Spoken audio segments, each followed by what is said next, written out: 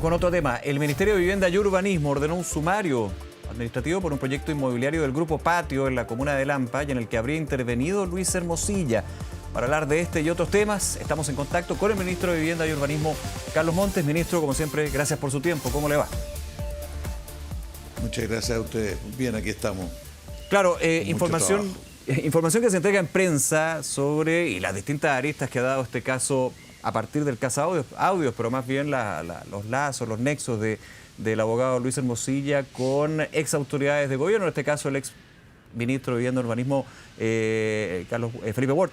Y en ese caso se llama a un sumario administrativo. Aquí obviamente hay que ver qué pasa con esa investigación interna, podríamos decir, del ministerio. ¿Cuánto tiempo podría llevar esto, ministro, primero que todo? Mire, esto no es un sumario, es una investigación sumaria. Ya. La investigación sumaria lo que busca es determinar si hay o no irregularidades, si hay indicios de irregularidades. En la medida que eso se establezca, pasaría a un momento propiamente de sumario con todos los que participaron en esta cadena. Y eso, el plazo que tenemos son 5 días. La investigación sumaria tiene un plazo, 5 días hábiles que parten el día de hoy. Este es el primer día.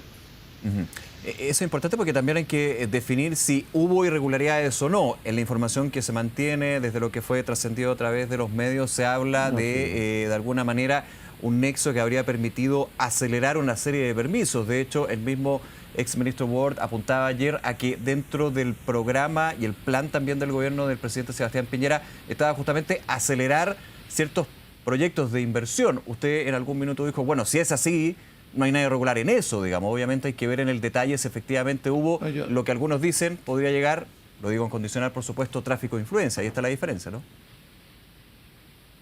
Claro, porque es distinto el tiempo que si pasó a llevar a otros proyectos. Bueno, toda esa información en la que estamos recabando para ver qué es lo que ocurrió efectivamente, porque no podemos prejuzgar y tenemos que ver los datos concretos.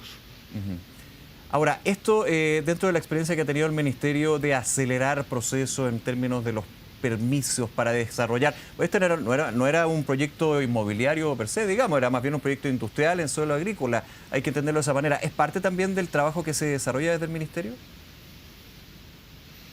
Mire, en el caso de este proyecto, esto partió en la Municipalidad de Lampa, en la DOM de la Municipalidad de Lampa, el año bastante tiempo antes, como 10 años antes, y lo que ocurrió ahí es que se dio una autorización sin haber hecho los trámites que correspondían, porque efectivamente el Ministerio de la Vivienda tiene que dar una opinión a través de la Seremi sobre esto. Eso no se le solicitó. Recién 6 años después entró a activarse otros trámites y ahí se pudo constatar que no se había hecho, pero ya estaba todo vencido los plazos para reclamar.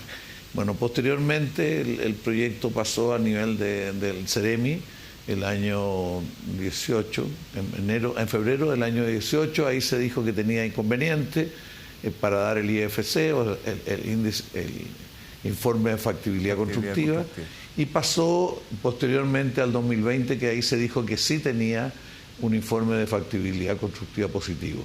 Y a partir de eso nosotros estamos recabando toda la información, porque primero fueron 400 hectáreas, después se redujo a 162, 192, no recuerdo bien. Entonces eso ha ido trabajándose y es la información que estamos recabando en este momento. Claro, el IFC, lo que se ha mencionado, y usted ahí me puede corregir si estoy equivocado, en promedio, no sé si en promedio, pero habitualmente puede llegar a demorar 2 años y esto fue en un par de meses, digamos. Eso prende una primera alerta, pero hay que investigar. Depende de qué periodo. No, depende del periodo. O sea, durante el periodo de la pandemia esto se alargó mucho más. Por razones obvias. Después de la pandemia se redujo y ahí se habla entre 3, 6 meses, dependiendo la complejidad y la magnitud del proyecto. Claro, todos los proyectos son distintos. Después de un periodo aumentó mucho los proyectos que se presentaron en el Ministerio y volvió a demorarse más tiempo. En todo caso, esto de cuánto se demoró tenemos que verlo y cuánto se está demorando y tenemos que corroborar la información que hasta este momento tenemos de los promedios de demora en los distintos meses y en los distintos años.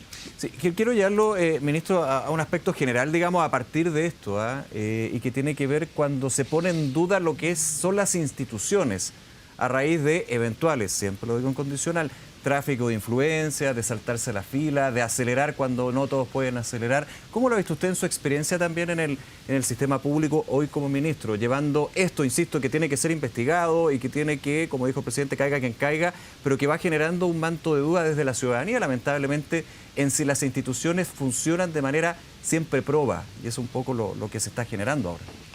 Sí. Mire, en este momento nosotros lo que estamos tratando de ser lo más riguroso y precisos posible, y para eso constituimos este equipo investigador que tiene un fiscal y que tiene estos 5 días para reunir toda la información y sacar una conclusión si hubo o no irregularidades, o hay indicios de irregularidad o eventualmente indicios de delito, que eso al final lo determina el propio fiscal o el Ministerio Público. Claro, claro. Bueno, nosotros creemos de que mientras no tengamos un informe ya más detallado, es difícil ver qué es lo que esto significó, qué impacto tuvo y a qué llevaron. Nosotros, la experiencia mía al menos, yo cuántos lobbies se me han planteado, porque hoy día, a diferencia de antes, quienes quieren dialogar con las autoridades tienen un mecanismo institucional que es el lobby. La ley del lobby. Y hay un procedimiento para solicitar el lobby. Y el lobby, cuando a uno se lo plantean, uno tiene la obligación de tomarlo o derivarlo. A mí me han solicitado, mientras he sido ministro, 2000 y tanto, 2006 creo, algo así, lobby, 2006, de los cuales yo solo he atendido a 374. Los demás los he derivado de distintos funcionarios dentro del ministerio que tienen un conocimiento de las materias y en fin. Y de los que yo he solicitado ha habido distintos análisis. En general, pueden plantearse de que los proyectos están mal calificados. Recuerdo un proyecto en Valparaíso que estaba mal calificado, que se pensaba. Bueno, nosotros, el hecho de oír los análisis que tienen, las preocupaciones que tienen, no significa que acojamos las solicitudes. Eso depende de cada situación. En el caso, a mí me tocó el señor Fere, a quien conocí por otras cosas en la vida. El señor Fere me planteó, vino acá, siguió todos los pasos. Aquí hubo un equipo que lo atendió, porque nunca es una atención acá, al menos mientras yo soy ministro, no es individual, es un equipo. Ya. Y lo que ahí él planteó distintos temas que no derivaron en ninguna acción posterior. Claro, o sea, usted, Fere, que representaba el Grupo Patio, ha tenido reuniones por ley de lobby, digamos, con el Grupo Patio, independientes del Grupo Patio, pero claramente en esta coyuntura el nombre puede resonar de alguna manera en distintas formas. Efectivamente, si la ley de lobby es para eso. O sea, un abogado que trabaja en un proyecto puede solicitar y uno puede decir quién lo atiende, qué equipo, de qué manera, y al final se consideran las cosas que se plantean, los análisis que se plantean y se ve cómo se reacciona. Ahora, y esto es importante, porque hay una ley, hay procedimientos y tienen que ser cumplidos justamente para que no se genere, insisto, ese manto de duda en el sistema público, en la institucionalidad. Y también la reacción, como por ejemplo, iniciar lo que es una investigación interna dentro de los ministerios para ver si hay indicios o no de delito. Efectivamente, o sea, ese es parte de los mecanismos que tiene un ministerio para poder determinar cómo sigue su acción. O sea, si a partir de la investigación sumaria se concluye que sí hay irregularidades o eventuales o indicios de irregularidades, iniciamos un sumario para profundizar mucho más la materia. ¿Y qué sentido tiene todo esto? Es plantearle al Ministerio Público todos los antecedentes, entregarle lo más ordenado, lo más sistemático, la información para que el Ministerio Público se forme una opinión y reaccione. Ministro Monte, quiero llevarlo a un tema también que lo hemos conversado varias veces, agradeciendo también su tiempo, y tiene que ver con el plan de emergencia habitacional. Y en un punto en específico que yo recordaba un poquito preparando la entrevista, que lo conversamos al inicio del gobierno, cuando usted es designado como ministro de Vivienda y Urbanismo, que eran la vivienda industrializada. Recuerdo yo, y parafraseo esa conversación que tuvimos, bueno, hay que repensar de alguna manera la forma en que abordamos el plan de emergencia habitacional, pero en la construcción de las viviendas. Expliquemos un poquito de qué se trata la vivienda industrializada y cómo se ha desarrollado también. Mire, en Chile ha habido vivienda industrializada por muchos años. En la época del gobierno del presidente Allende, una empresa que se llama KPD fue donada por los soviéticos, se construyeron muchas viviendas con una modalidad industrializada que todavía están en muy buenas condiciones. Pero después siguieron las viviendas industrializadas que para sectores de mayores ingresos, normalmente hay muchas construcciones o en los lagos o en el campo de viviendas con elementos industrializados, ¿Qué significa industrializado? Que la vivienda se produce en una fábrica, bajo un galpón, en las condiciones y con la tecnología que tiene esa empresa. Se hace prácticamente completa. Bueno, en el caso de la vivienda social, la vivienda de carácter público, nosotros vimos la necesidad de estimular la producción y a su vez la instalación de vivienda. ¿Cuántas empresas hoy día ya existen? Porque habían ciertos elementos iniciales cuando conversamos nosotros hace algún tiempo. En este momento hay 15 empresas que están produciendo vivienda industrializada, vivienda pública, que tienen carácter de los programas públicos.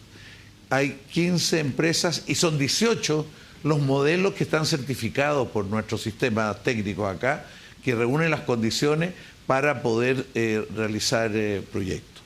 ¿Cuántas viviendas se están construyendo en distintas etapas de desarrollo? Alrededor de 5.000, un poquito más de 5.000 a lo largo del país. Nosotros sabemos que tenemos que avanzar mucho más. Acabamos ayer o antes de ayer se acaban de aprobar otras 894. En fin, se aprobaron los proyectos para construirlo. Bueno, en eso estamos.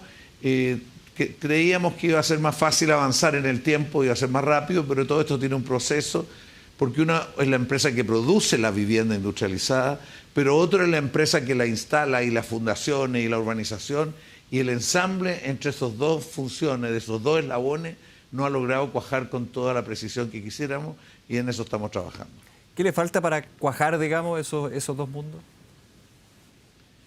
Poner de acuerdo. Lo ideal es que las que fabrican vivienda industrializada tengan un convenio, un trabajo permanente con ciertas empresas constructoras, y además hay un tema con el traslado, porque a veces las distancias son más grandes, en fin, y que eso funcione y tengan su acuerdo en términos de la rentabilidad que tiene uno y otro. Es una empresa que está empezando, se está instalando, y esperamos que esto agarre más ritmo. Teníamos la aspiración de hacer un llamado a 20.000, pero la verdad que en la medida que esto no madura se nos va dificultando el llamar a estas 20.000. En todo caso, esto es un nuevo sector productivo de la industria de la vivienda pública.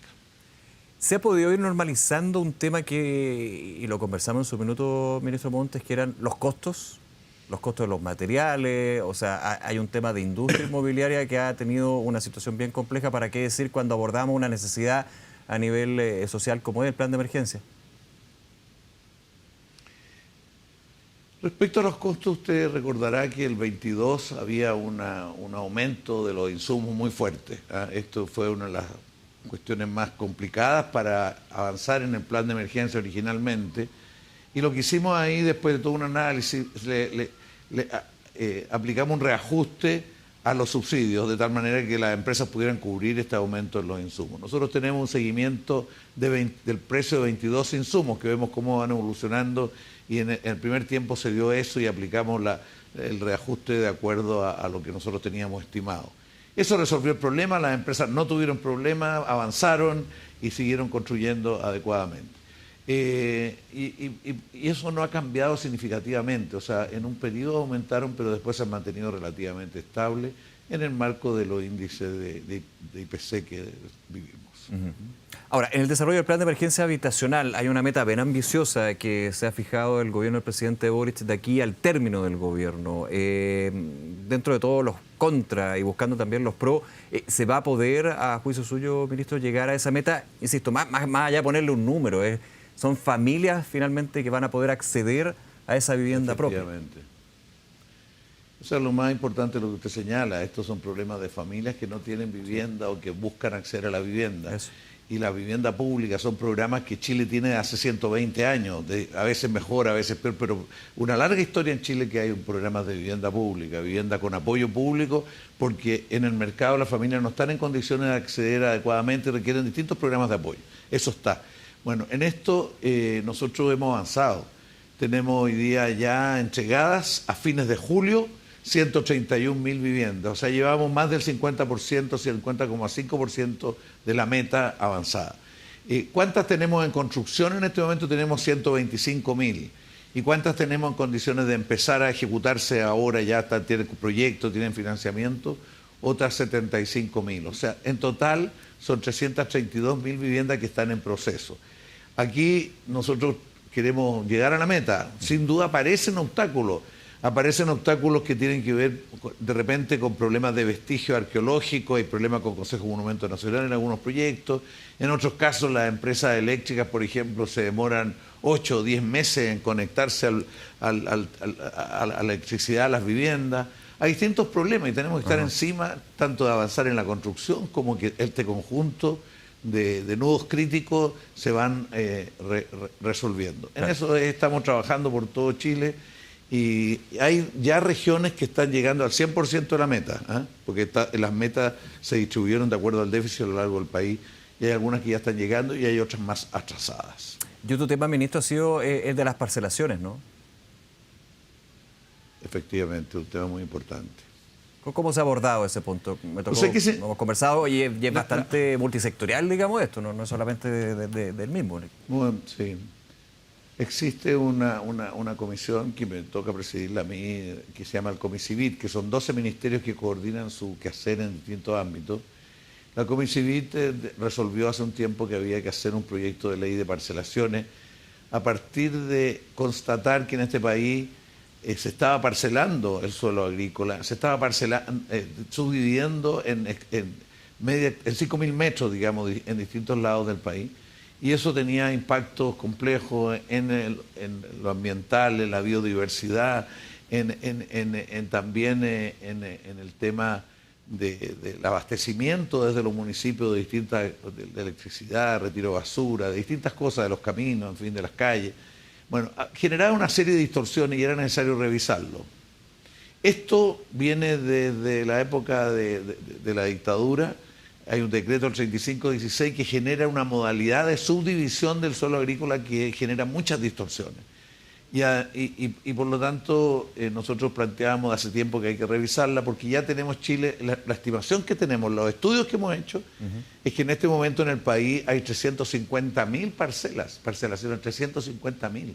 Hay regiones más subdivididas, otras menos. Entonces, lo que estamos planteando es un proyecto de ley que acordaron estos 12 ministerios, especialmente Agricultura y Vivienda, para subdivisión del suelo rural de otra manera que es muy largo de explicar, pero que de otra manera que como busca preservar la capacidad de producción agrícola, los temas ambientales y concordarlo mejor, articularlo mejor con el desarrollo de los espacios urbanos, y en eso estamos en debate, está en las comisiones en este momento del Parlamento. Ministro Carlos Montes, como siempre, agradecerle su tiempo y conversar con nosotros en Canal 24 Horas. Que le vaya muy bien, ministro.